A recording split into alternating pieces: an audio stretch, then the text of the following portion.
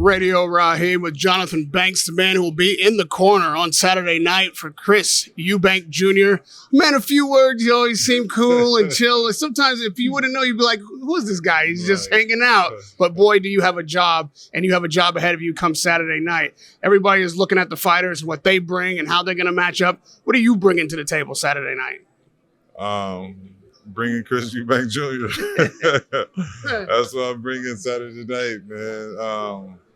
It's going to be a good fight. You know, it's going to be a tough one, but I believe Chris can get it done. What are you looking for your fighter to do to make it an easy night for him to be successful without some 50-50 fight that people are predicting? I'm just looking for him to control the fight from the beginning. And if he can control it from the beginning, before the fight is over, he can get a knockout. We saw the build-up from the eggs and people forget there's a big push in Saudi that was the impetus for the egg slap. And so these guys have been putting their hands on each other very early and often. Now we are seeing them together each day in the build-up to this fight. Are you concerned that there might still yet be some back and forth physical with them before they get to the ring? Not really. I think both guys are seasoned enough to understand that they can do what they want to do to each other inside the ring, and there's only limited you could do outside the ring. And I don't think neither one of them want to mess up a payday. Just to be smart about the fight. I think they both can't wait to get to the bell ring. Unfortunately, there's a lot of discussion around Eubank's family and his relationship with his father. When I say unfortunately, it's because it's not positive talk. We know that Senior came out last week and called his son a disgrace. Now, whether or not you need your father in the corner, it's not the kind of thing you want to hear, certainly not publicly.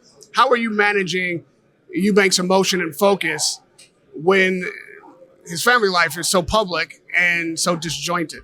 I mean, when you got a task at hand like this type of fight, that's what you put first. You deal with the emotions. The emotions don't have nothing to do with boxing. The emotions, you deal with them when you get home. You know, but as far as right now, we got a business. We got business to do now. After the business, deal with the person. But right now, it's just business. We got business to take care of. Is that situation affecting him at all? Even just, I'd be happier if Pops was here, or I'm angry and I need to prove something because he's not here. You can never know what a person's thinking when it comes to their own father. You know what I'm saying? But at the same time, my job is to keep him focused on the task at hand. Anything else will be a distraction. I just need him to focus on the task at hand. The task at hand is probably, especially in the early rounds of the fight, if we in the analyst job know what we're talking about, maybe you're going to see Conor Benn come out fast and try to overwhelm Eubank, try to start the fight early. Is that what you're expecting? Because that's what most people are predicting. I mean, that's if you don't have to expect that, but that's what the history of him fighting tell you, that he's gonna come get right to it. He's not a seasoned 12-round fighter. He's not gonna wait till the end of the last half of the fight to start. He gonna start early. He gonna start often. He gonna try to pace himself, but he won't be able to. So that's why he feel he needs to get a knockout, because he's not gonna be able to pace himself for 12 rounds. It takes time, and it takes a nice period of time to pace yourself, to learn how to pace yourself for 12 rounds. How are you going to counter that attack, that approach early? If there is a chink in the armor, if you would say, or an advantage that Ben has, we're only looking at age. Maybe he's a younger, more energetic fighter that can keep a pace early that might frustrate Eubank. I just don't see no advantage. You say if he have an advantage. I don't see what advantage he has. Looking at it from top to bottom on both sides, I don't see what advantage Ben has. Do you think starting fast is something that Eubank will have to adjust to, and how does he adjust to it? He won't have to adjust to it because he had that. He dealt with that in the gym. Every aspect of however Ben can come to him, we dealt with it in the gym already. Eubank says that the weight really isn't a factor. Of course, it's a talking point because there are two divisions between them technically. Do you think it's a factor? Do you think it plays into the game plan even late into the fight? I think once two people accept the fight, I don't care about weight. I don't care if Chris was a cruiserweight and someone coming up from middleweight. If you accept the fight, the weight don't matter no more. Only thing that matters is how you perform in the fight. That's all that matters. Chris won't name one particular weapon that he has that he feels is the dominant thing. How are you looking at the fight? And what would you like to see him dominate with? Even if he has a treasure chest of weapons, what's the most effective? That's what he has. He got a left hand and a right hand. That's what he gonna dominate with.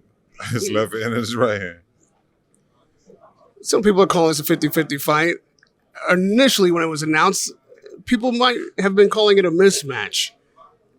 What do you think this fight is? 50-50, 70-30, mismatch altogether? Unfortunately, I've never been the one that lived my life off what people say. But I think this fight is going to be a tough fight either way.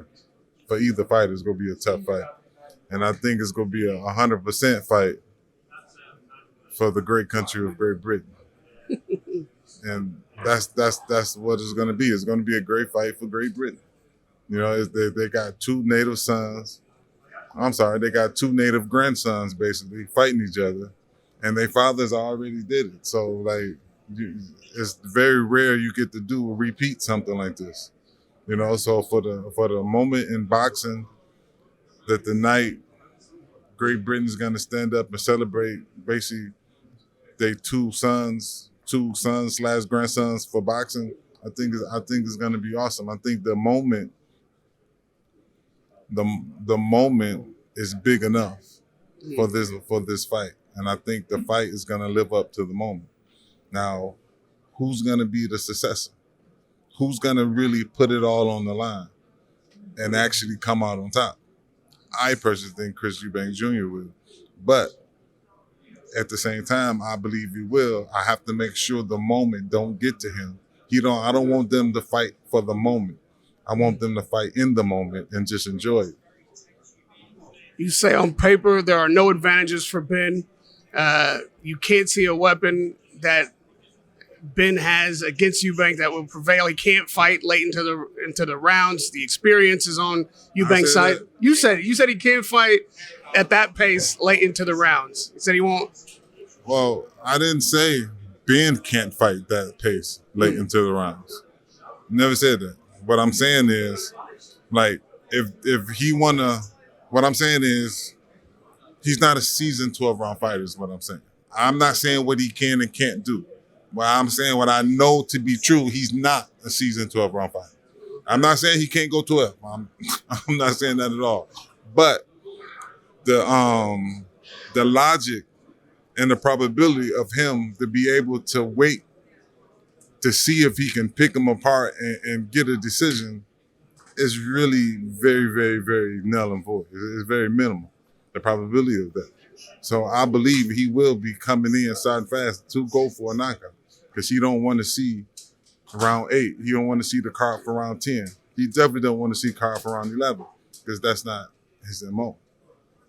With all those advantages, anything short of a knockout satisfactory for Eubank? For me, I train for knockouts. I want to see a knockout. Lastly, we just saw Ben Whitaker fighting last Saturday. We know he's moved on, has a new trainer. 2 rounds, not even round and a half. What did you make of his performance? And I didn't see the fight live. I seen the replay. I thought he did a good job. Angelique's a hell of a trainer, and I'm happy for him. did you think the stoppage was early? It's really hard to say because the referee got to go off however they feel. You know, so I could say yeah, but then 10 other people could say no, it was perfect. So I don't know. I try, not all the time, I try to just go off the decision of the ref and leave it at that.